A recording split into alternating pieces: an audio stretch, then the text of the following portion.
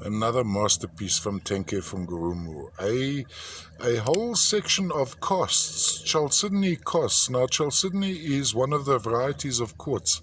Sitting inside the chalcedony, or usually underneath the chalcedony, would be malachite crystals, malachite which has perhaps replaced barite, so it's taken on the form of barite.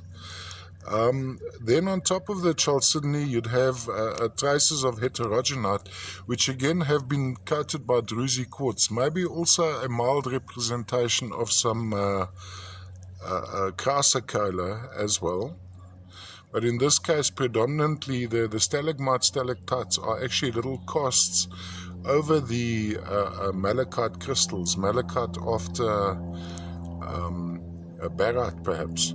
It's taken on the shape of barite. Even on from the matrix, I'd use this as a matrix view, but even this is rather appealing, a rather versatile specimen, so it can be displayed in many ways. What we want to show here, I think, would be the little mountains, the little stalagmites, stalactites of the chalcedony, and then dusted with a druzy quartz. Underlying reddishness to brownishness would most likely be some heterogenite under the druzy quartz. A little bit of crystallization dusting some of the sections here as well, which could be vesiguerite, which is a rare mineral, but I've found it, if my prognosis is correct, I found it quite abundantly at this particular deposit, Tenke from Gurumu. And it's interesting how Tenke, this deposit has changed for me, depending on different pockets.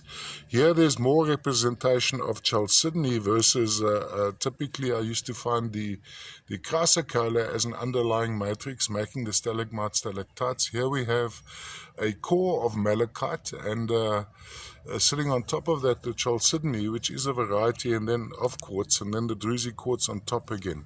So from a display point of view, this is rather appealing, so you could have it going on a turntable around like this, and even the other way around, and across like that. And look at that, that section must have been protected from the elements.